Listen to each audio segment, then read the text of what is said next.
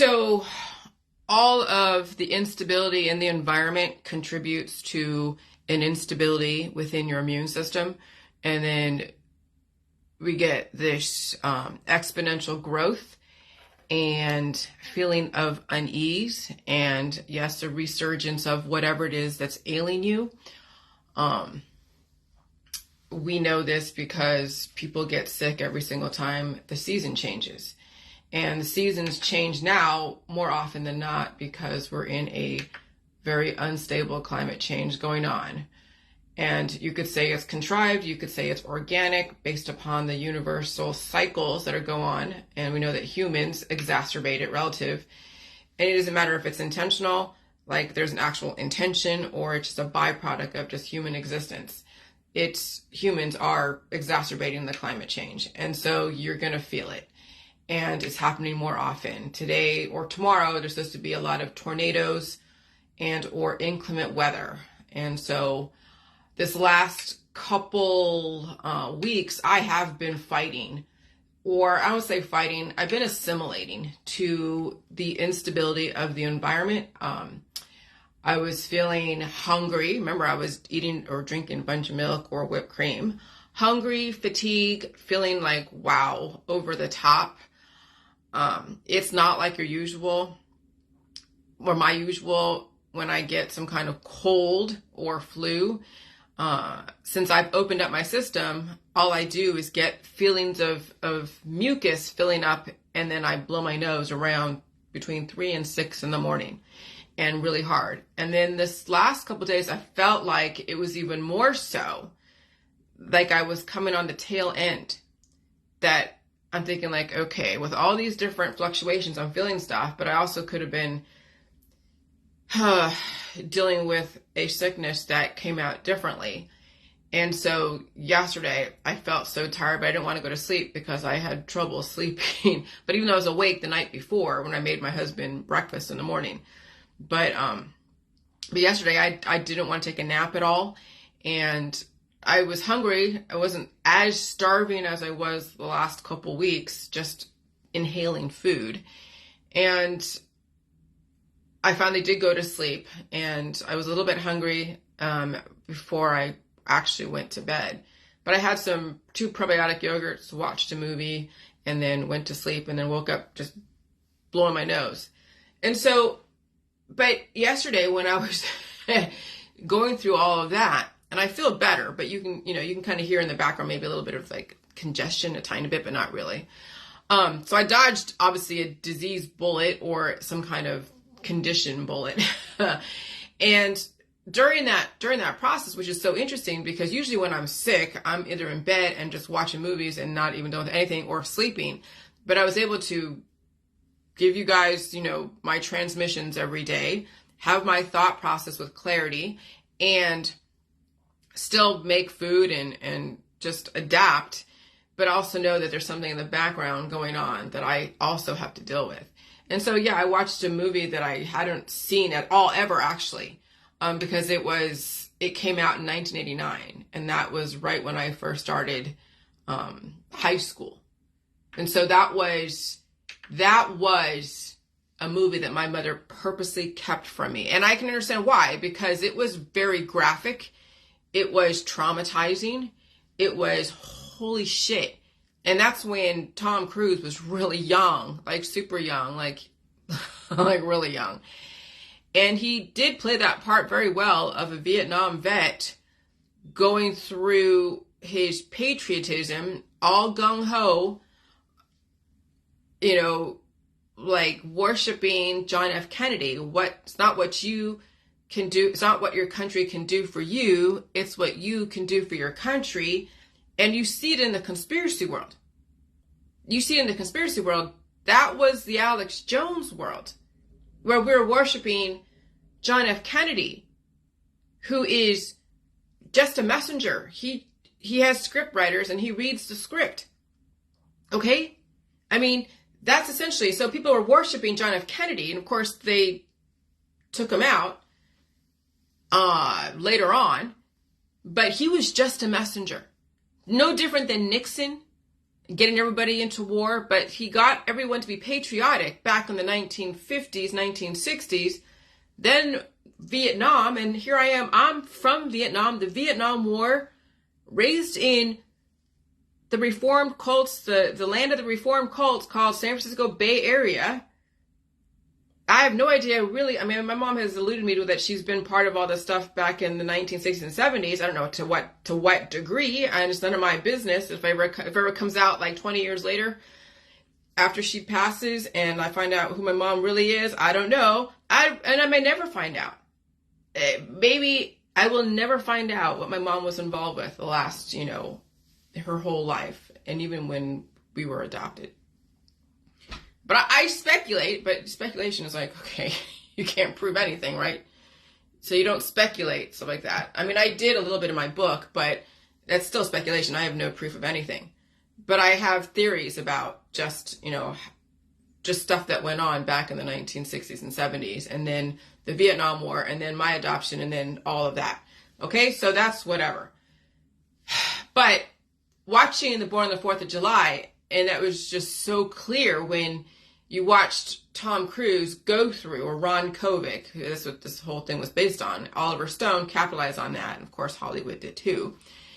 And it showed him so patriotic, and then he gets into the war, and he's getting things blown off. He's seeing babies getting killed. He may have had to he killed one of his own men because of just all the craziness around him, and you don't know who the enemy is, and you're reacting. You're so reactive, and you're seeing blood and gore, and then having to recover from that in the military hospitals. Going through, oh my God, it was so fucking traumatic. Oh my, I almost wanted to cry in the beginning of that movie because of what he thought he was going into. And then where he ended up with he can't walk, he can't feel below his waist. The girl that he fell in love with, she moved on, and he can't have the relationship that he wanted with her. I mean, but before all of that, it was just like, it was the trauma. And of course, then going into the medical system, right? Because when you have things blown off and you're traumatized, then there's like a slew of drugs and operations and psychiatric care and all. Oh my, it's like, then you're like, okay, I see what's going on here. And then he becomes an activist, becomes one of the activists against the war. But you see what the division of that society was during that time. It was the hippies declaring war against those declaring war. And so then, in order to get peace, there must be war. And this is what the intention was, because either you either get drafted into the military, or you go to college to design future and current wars. Either you fight the war or you design the war. That was the only two choices back in the 1950s, 60s, and 70s. If you didn't want to die on the battlefield, then you just devise another way to freaking declare war on a human. Biotech, psychiatric, other types of infrastructure.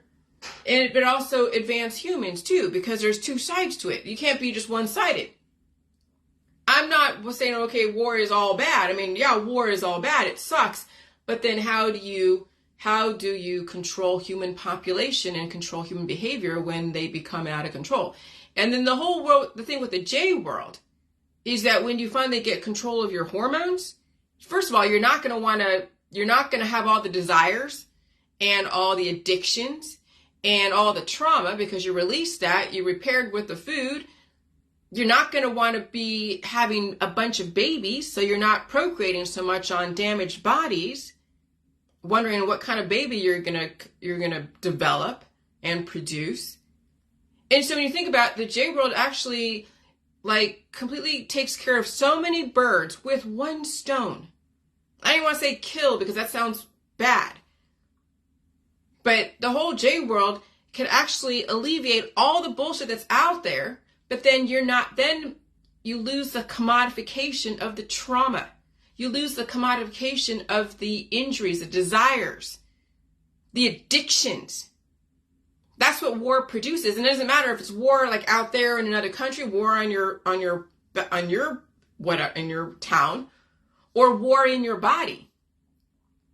It's a direct a direct feeder into the solutions the system is offering, the commodification of it's you realize just how everything is connected. And so this morning I was watching Inside Job, which was the financial crisis. And I've watched it several times, but I've watched it at different points of the last 6 years. And so, I watched that maybe a few months back, or maybe 6 or 7 or a couple of years ago. I watched that Inside Job, and I was wrapping my mind around all the terms and concepts and not making the connections yet, because there's still more connections to be made in other areas. Finally, I watched it again this morning because I was up. My husband, he just hit his alarm clock around 5, which was fine. Woke me up, but I'm like, okay, maybe I said, okay, honey, try to avoid just doing too much of that because I really need to sleep. But I wasn't mad or anything. But he did wake up without it going off again.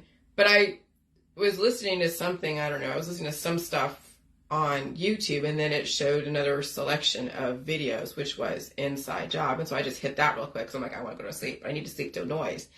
And that was and I was listening to that, and I'm like, oh, and just listening to, and then that's when I started writing about what was I writing? I was writing, I'll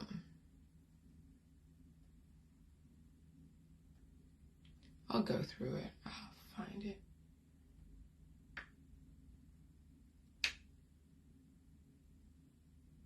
Okay.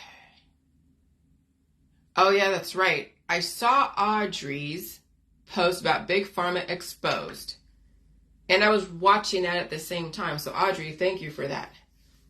And so when I saw Audrey posting about Big Pharma's deception about mental health and developing diagnoses out of thin air, but not really, it's the energy and it's the behaviors that then cause the speculation market of diseases. You sell a disease, you sell these behaviors and package them up, and then you go find your investors who go like, oh yeah, we're gonna go develop a drug for it, or a behavioral therapy for it, or some kind of protocol for it. And that's no different than the financial crisis, the Inside Job, because I was in the middle of watching that financial crisis go through. I was inside of a huge building of Countrywide, and people that were in the insurance industry were then, when they realized that wasn't the industry to be in at the time, it was the mortgage industry that people were studying for. They wanted to be mortgage brokers and also real estate agents. So there was a real estate bubble, the mortgage bubble, and then of course the insurance agents were insuring all these homes that were upside down, and then they lose their whole book of business because all the people they insured were someone from Countrywide or one of those other subprime mortgage companies. And so living through those times of easy money and hard money and quantitative easing, basically printing money, and then hyperinflation, where you're just priced out of the market and you can't afford your payments because they ballooned so much.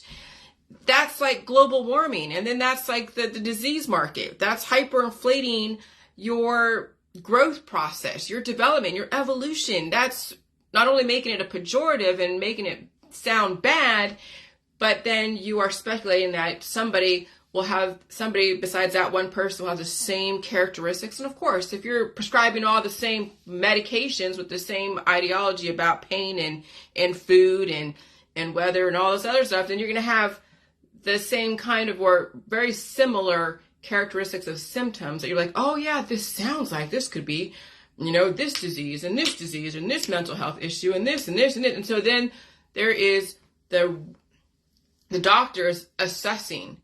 The doctors are like, let me read what I wrote, because I know I'm kind of going all over the place, but let me read what I wrote here.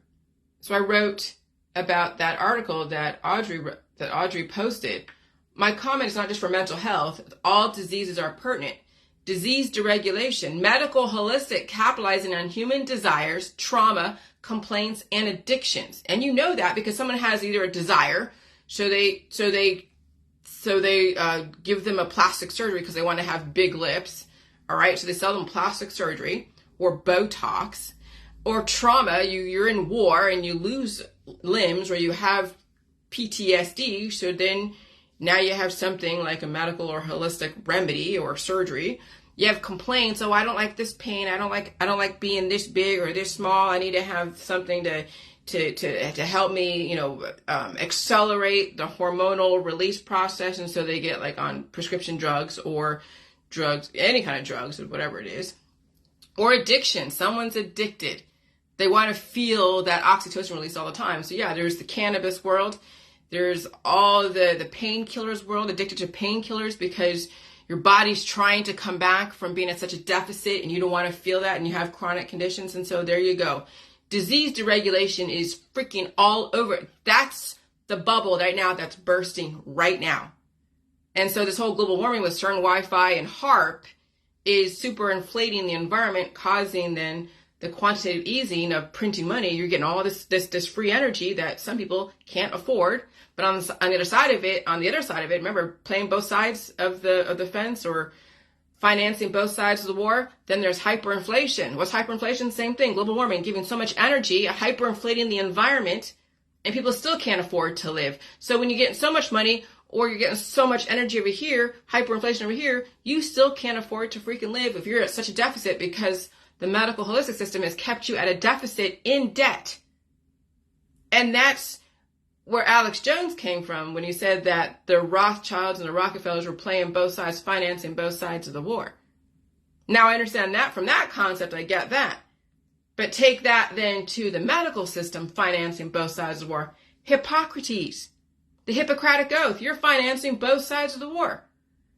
You're printing more money. Oh, here, I'll make you a leg, I'll make you this, I'll make you that. And then also taking away stuff. Hyperinflation. People can't afford what it is being given to them or what it is being offered to them. They can't afford it. And so then guess what? They go bankrupt. You go bankrupt when you're getting so much energy and so much money. You're spending it all, but you don't have enough substance to deal with that lifestyle. Or you're getting priced out of the market and you're getting starved out of the system. Oh, it's fucking, oh my God, it is so strategic. But you have to understand both sides of the argument. You can't be just one-sided. You can't just point out one little tiny piece of the pie. You have to understand how the system works as a whole. And that's lacking in humans right now. That's why there's so much fear. That's why, on that McDonald's post, people are like, oh my God, this is so horrible. Well, there's two sides to it if you understand both sides. They're like, oh, I don't live in fear. Bullshit, you live in fear because you don't understand the other side of it. What do you mean the other side of it? Well, when you take away those type of jobs that are really just, okay, no-braining job. Okay, so you flip a burger and you push a button, you do this. Okay, great. We need people to do that, to oversee those processes, to make sure there isn't an interruption in that whole system. But I think humans could live, I think humans deserve to have a higher capacity in their brain output, to go into something a bit different, to give them a challenge, to live a different existence. And so when you making money so easy, like just flipping burgers for like $20 an hour, they don't really have any kind of impetus to do anything better except go get drunk, go do drugs, and go travel and do stuff. But then they're not contributing to the system. They're just taking and taking and taking and taking. There is no real innovation. And all they're doing is flipping burgers at $20, $30 an hour. And so that's where the excess comes from. That's easy money. But when you automate things and make it harder to make that easy money, then people are going to go into things that are going to make their brains work harder and different. And they'll be a bit more, conservative in their spending and in their extracurricular activities. But see, you can't tell someone this when they're already afraid. They've bought into all the fear campaigns. Okay? Because I'm telling you, the system is not trying to destroy all humans. You need to have humans program these robots and program artificial intelligence. And so we have all the artificial intelligent robots doing all of our menial work, like picking things and flipping burgers and mixing stuff. And then you have humans that actually do the higher intelligence stuff. So artificial intelligence isn't necessarily bad. It's just relative to how you're using it. If you're using it in your body, artificial intelligence, and you're relying on stents and screws and implants and transplants, well, you'll be okay for a temporary amount of time until the body can't handle that foreign entity in the body. And then you're just a temporary person gone. So artificial intelligence can be great on one end, and it can be not be great on the other end. So you have to understand both sides of the argument. You have to understand what the intention is. It's all relative to what your intention is. Okay, so disease deregulation, medical holistic, capitalizing on human desires, trauma, complaints, and addictions. Deregulation, the removal of regulations or restrictions, especially in a particular industry. The removal of regulations or restrictions. Okay, he fought for deregulation for the telecom industry. And so energy conversion is what they diagnose. That's the deregulations, when you can just go in and diagnose any kind of energy. A person comes in and complains about, oh, I feel something here. Or I feel something like an air come out of my ear over here. Oh, it's like this type of disease. Here, I have a pill for you. Or I have a surgery for you. Okay? And so energy conversion is what they diagnose. Because if you didn't have any kind of energy come out of your body, you wouldn't be seeing a doctor or a nurse or any kind of professional. So without the energy, no justification for diagnosis, and then it's all speculation. Okay, so just like the financial crisis, and this piggyback right on where I was coming from. So Audrey, you came in at such a really good time. It's all kismet. It's all fated to be whatever. We're working symbiotically. So just like the financial crisis, betting on the person buys the rating as well as other people. So the rating, okay, what's the rating? It's a diagnosis. Oh, I have this diagnosis and it now has a name to it, and then somebody else has kind of the similar, diagnosis or similar activity, and they're wanting to have a pill or something or get off of work, and I understand. And so then you have everybody in that circle of people go, oh, I think I have the same kind of, issue. I'm going to go get tested by that same doctor. Oh, I'm going to go get this pill and make me feel happy or whatever it is. And so you see how that permeates even a circle of people. One person gets a disease or some kind of weird diagnosis, and everybody's like, oh, I think I have the same thing too.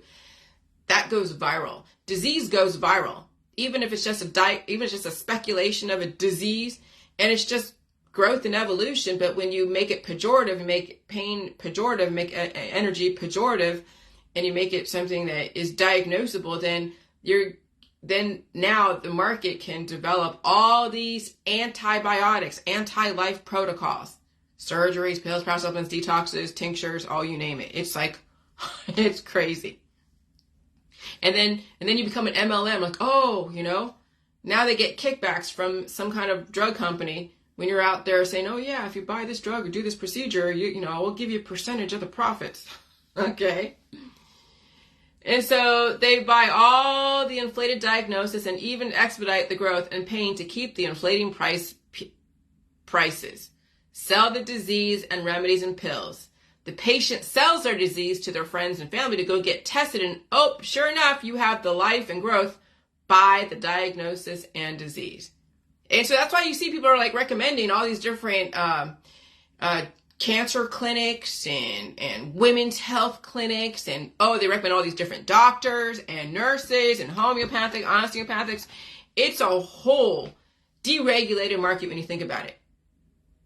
But it's regulated by the FDA. Oh yeah, if your whole platform is to go and diagnose an energy coming out of the body, diagnose proteins are coming in and out of the body, then everything is up for grabs. Everything. There's no regulation on, there is none.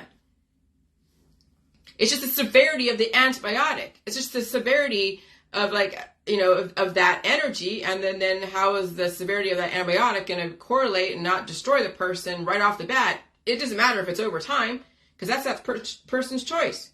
And if you promote dieting and promote food mitigation and promote there's food poisons in food, then you now have another market where someone's starving and they have issues, and oh God, it's you see the octopus arms, see the hydra arms just start developing. And so doctors are like rating agencies, encouraging investment banks to bundle their opinions and sell the disease. Big pharma are like mortgage brokers. When you think about it, doctors assess how much your body, mind, spirit, and bank account is worth the bundle diagnosis they can sell to you, so you can keep investing in their credit default swaps and collateral debt obligations. They keep their patients in debt and then selling that whole like, ooh, this is the next best thing to fucking sliced bread before it gets recalled, maybe 10 years later. And so you see all these people investing in these companies that are making these products. You see everyone out there like, oh, it's a new fucking drug, a new cure. And they're buying the stocks or buying the actual drug. And they're all happy because they don't feel shit. And maybe there's something else in there that makes them feel like, oh, all happy and stuff. So they're like, oh, this is working. This is great. Or they have this whole, perception that it's working. And so you see how that's deregulated until the pain comes back. Oh, we got to go and recall it because it's, it's now, they have their, reasons why it's been recalled. And then that specific disease that has these drugs that are recalled for it then gets presented to another person who will then put another concoction together that's a little bit different, fooling the body thinking that it's different. So the body then just is shocked into submission again until it fights back and wants to fucking grow. And then you have another recall because the pain comes back, and that's until you're dead. So the medical and the holistic system keeps taking your resources until you fucking die. Seriously. But it's you are the one that's saying it's okay. You're the one that says, I don't want to feel pain. I'm buying into all these drugs and operations and surgeries and whatever, and protocols and tinctures and playing with the hormones. Okay, so you're the one that's saying yes to it all, despite all of the warnings, the back of the bottle, the inserts, whatever. Oh, no, you're addicted to being addicted. That's the deregulation of the medical holistic system is capitalizing on the addictions of humans who don't even know that they're addicted, but they're addicted. Of course they know they're addicted, but it's a socially acceptable addiction to be on a string of prescription drugs and be on a string of surgeries and a string of this. And then food is taken away from you systematically. And so credit default, so we got to look at the terms. What is a credit default swap? It is a financial derivative that allows an investor to swap or offset their credit risk with that of another investor. Oh yeah, it's like a Ponzi scheme. Not directly a Ponzi scheme, but another investor that goes and invest for or against, but they buy that bundled stuff, so then you get money for that derivative, whatever. So that's a credit default. What is that? That's a credit default swap. And then you have the credit collateralized debt obligation, repackaging the diseases. So to create a collateralized debt obligation, investment banks gather cash flow generating assets. Okay, so they gather all your money in your bank, all your insurance, right? So there's mortgages, bonds, and other types of debt. And then also, other stuff that you have, your other diseases that you have, right? And repackage them into a discrete class or tranches based on the level of credit risk assumed by the investor. These tranches of securities become the final investment products, bonds, whose names can reflect their specific underlying assets. So there's a specific package. So when you have all this disease and it's keeping being repackaged over and over and over again because of just something different here or something there, there's like good stuff and then bad stuff. That's all part of it, and then you're selling it, and then people are making drugs off it, and they're developing a whole market around it. That's what repackaging disease is. And so it develops another balloon, another bubble. Okay? And so rating agencies are like doctors, okay? Like doctors are rating agencies. Are for profit entities. Doctors are for profit. Just so you know, doctors are like rating agencies, encouraging investment banks to bundle their opinions and sell the disease. Rating agencies are for-profit entities whose business is assessing the creditworthiness of issues of specific fixed income securities for investors. And you can replace all these different nouns relative to the context. The likelihood the debt of issuers, such as corporations and governments, is repaid in whole part is expressed in ratings, arranged in a credit quality scale, like A, B, C, D, E, F. And so, yeah, I mean, when you're like a whale and you have a huge bank account and you have a bunch of kids and you live in a specific community where everyone's a whale around you, they have a bunch of money, extra money, and now you have a disease and you're talking about, oh yeah, this doctor and this whatever did this, and I feel great. See, look at, I can, and then you just see how that shit goes viral. And these diseases that get repackaged is then being sold to everybody in that community. No different than somebody coming in that's an influencer around Gucci or Fendi, and they're like, oh yeah, buy this outfit, or buy this, knickknack, or buy this phone. Okay, and so repackaging diseases is no different than selling cheap goods from China. It's all just, figure out what are you commodifying. You're commodifying pain and taking away pain. Like I said, pain is the platform of everything. I mean, when you see how this all works, you're like, no wonder humans keep getting fooled. Years after years after years, generation after generation. It's, oh my God, it's crazy. And so war, finance, disease, all deception. Pain and trauma is a commodity to be traded on the open market with all the solutions.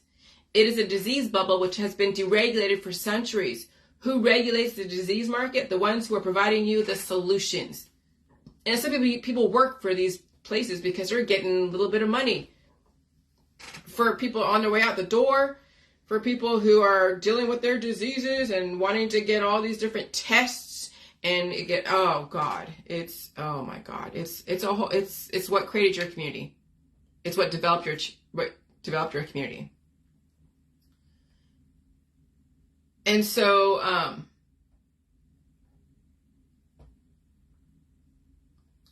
then, what did I say?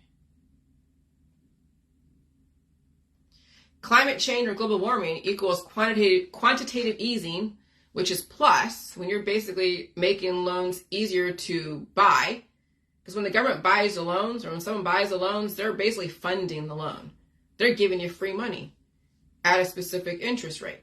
And you hope the interest rate sticks.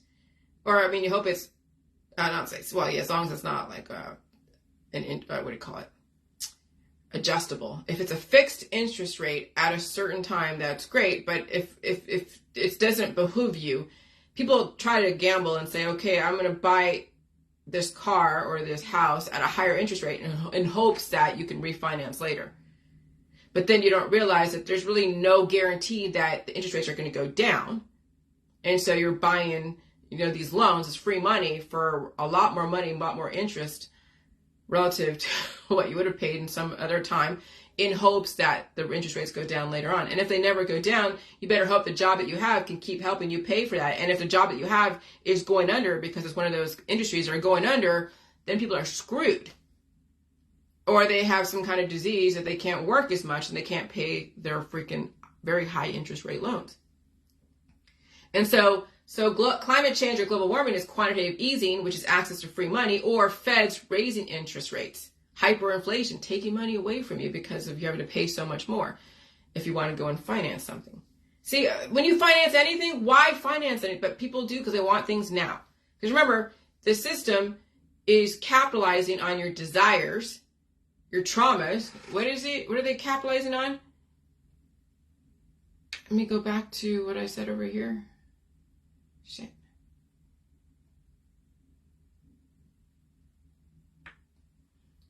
Oh, all right, hold on. I'm gonna find. I write so much.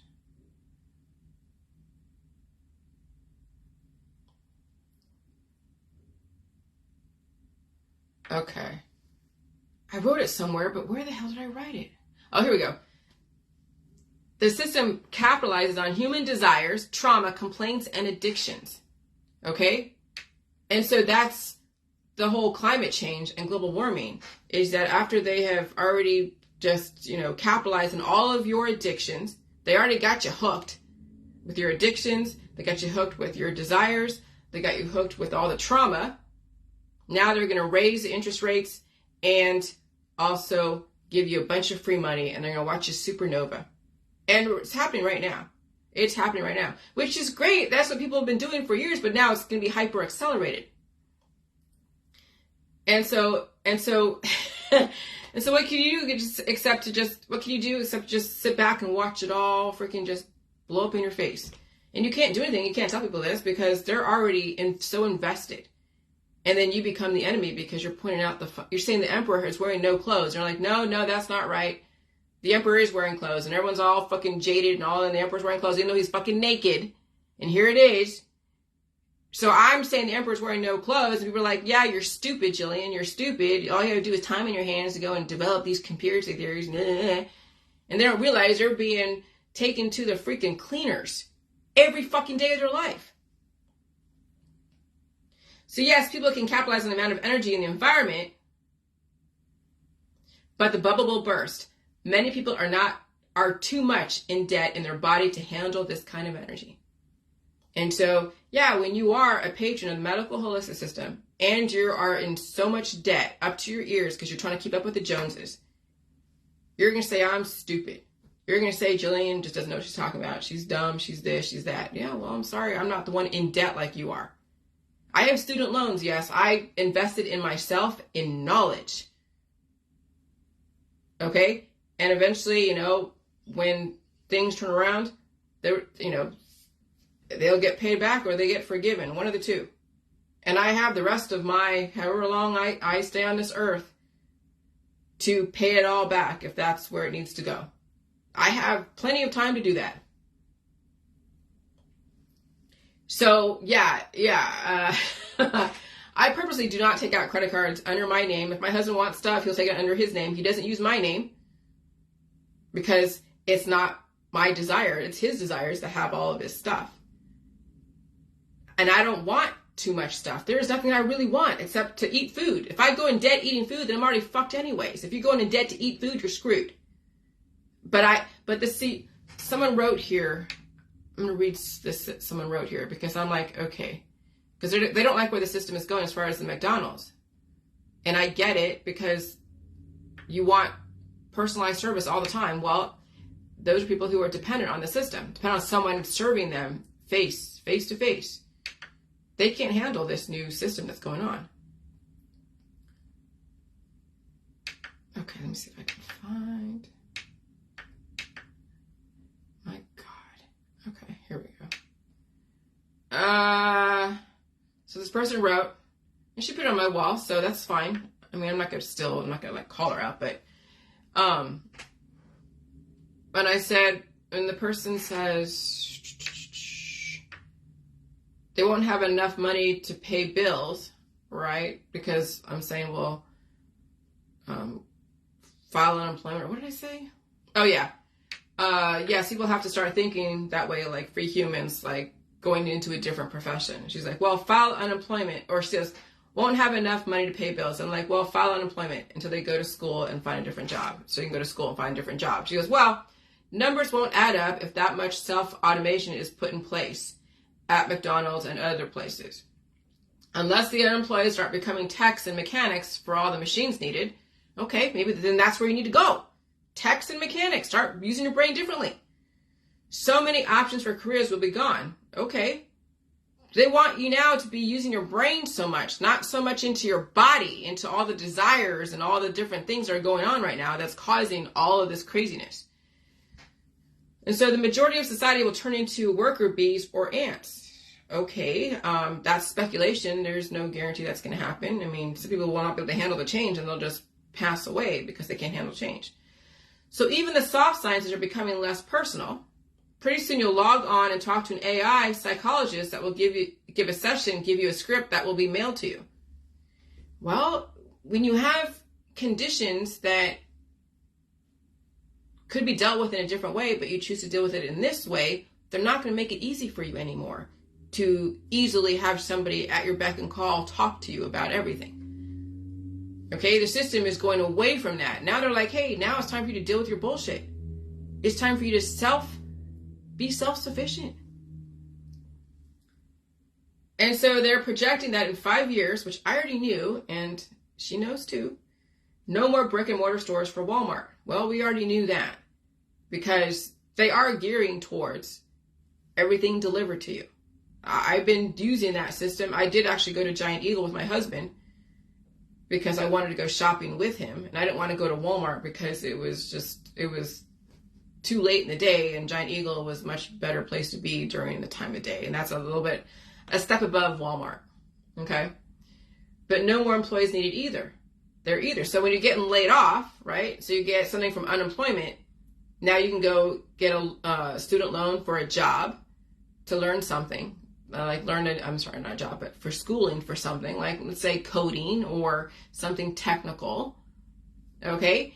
And so you go to school, you get paid to go to school, so you're on unemployment, and they have probably different schoolings and certification programs through unemployment, so you can go into different career fields and sectors to then work with the market, or you find another job in the same area that's still around. But you'll have options if you're laid off. If you get fired from a job because you're being stupid, then that's your own fault. But if you're laid off, you've been in a job forever and you've been laid off, then you have to redirect. Yeah, and take a pay cut too, okay? And so they're projecting that in 5 years, no more brick and mortar stores for Walmart. No more employees there needed either. Okay, so time to redirect. I keep visualizing empty parking lots, very few people on the streets, if any, but a bunch of workers busy maintaining and fixing all the machines that keep us isolated behind the walls of giant buildings. I hope mankind's future has a better chance than that. Yuck. Yeah, well, we're going into a great reset. No, I think she's right on the fucking money. That's where we're going. It's more of an isolation, so you start thinking with your brain, not so much with your body, and you get on like Facebook Live and talk about stuff, say your issues, and maybe you might find some solutions when you talk and hear yourself, but people don't want to do that. They want to be always face to face. That's not always going to be, nowadays, you don't want to be face to face with everybody, because they're either dealing with something and you have an issue, a condition, and you don't want to be triggered and have, your situation come up sooner than you want. But then that lowers your immunity because then you can't handle. Well, people already in this environment, the lowering of the immunity because of the deficits and a fluctuating environment is already going to cause you to trigger anyways. And so some people are highly triggered and they can be homicidal, and you don't want to be face to face with them all the time, okay? So there's so many reasons why things are going on the way they're going, and you have to understand that we're under a very major cleanup. This is called the Georgia Guidestones. If you don't think that's you think that's a conspiracy theory and that's all like science fiction, okay, fine. That's your choice. But we're heading into a major scale down, and it's going to happen systematically throughout every single continent. Everyone's going to have their little hell that they're going to have to deal with. Ukraine's dealing with their hell of Russia declaring war on them, going through all of that mortar fire and bombs and everything else, and trauma.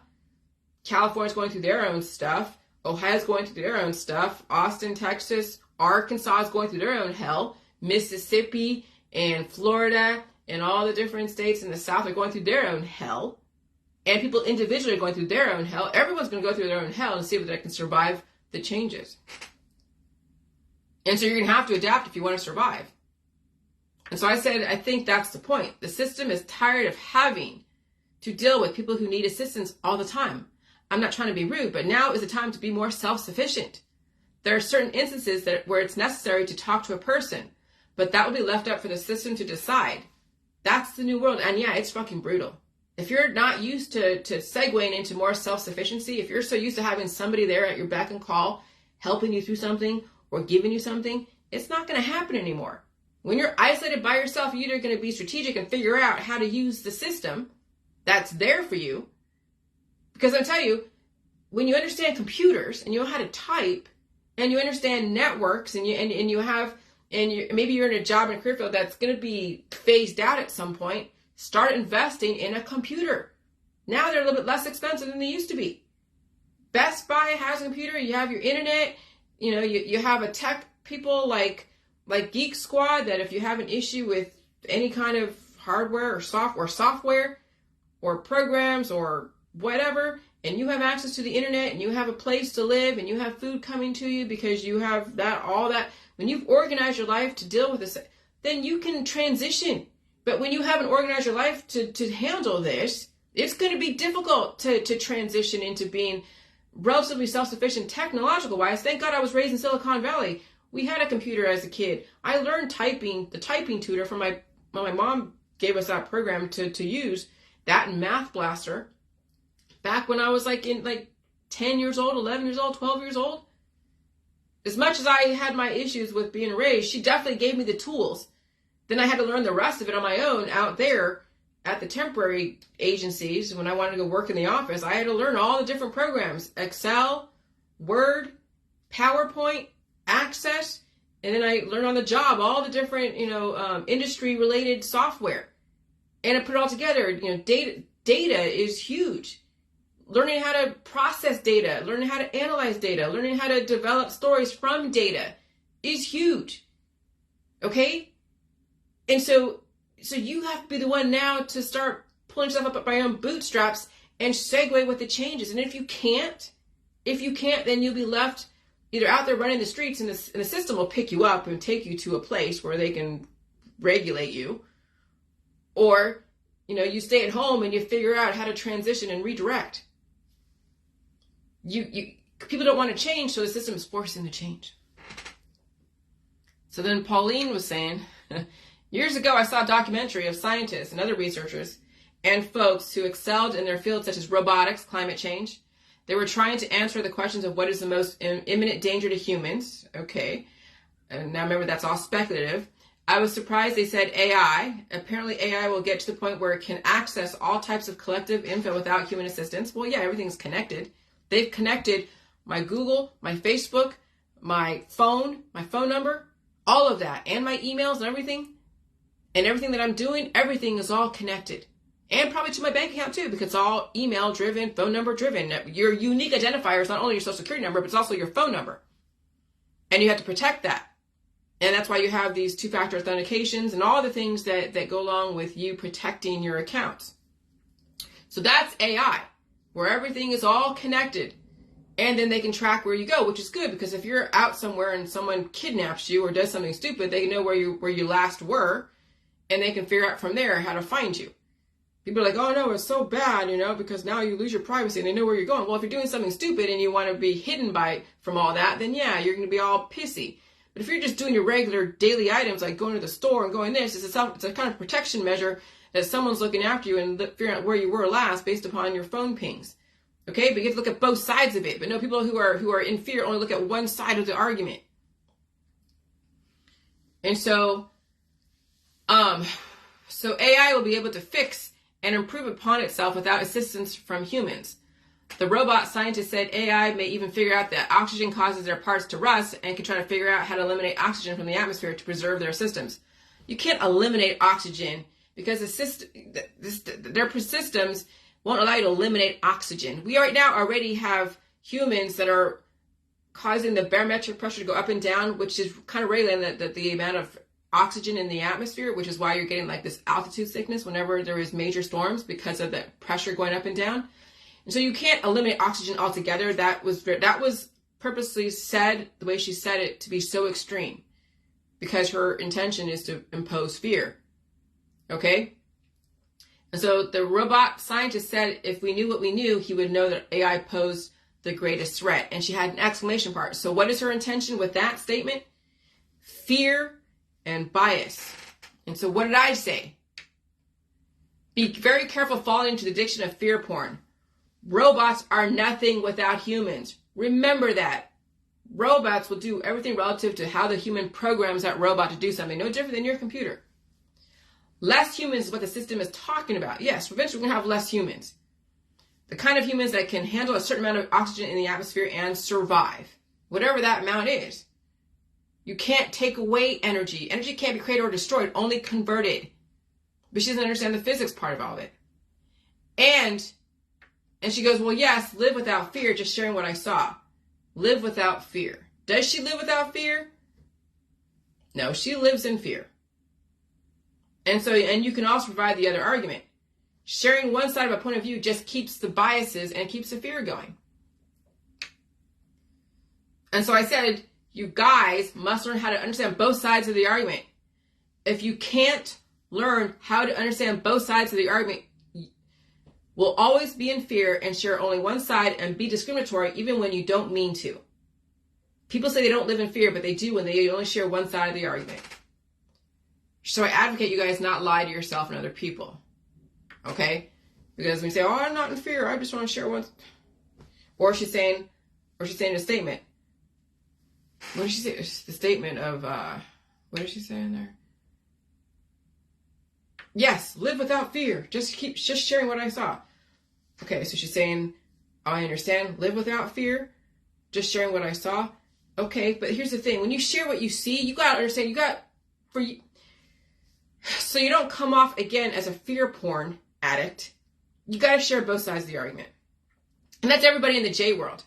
You know that there's things going on out there that, yes, one side would be like, yeah, okay, train derailments and oh my gosh, it's the chemicals, and oh my gosh, it's this, oh my gosh, it's that, oh, the chemtrails, oh, the V's, oh, this. There's always going to be a negative side that someone's always going to go to because their whole thing is they think that's the enemy. When in reality, there's another side of it. What are you doing?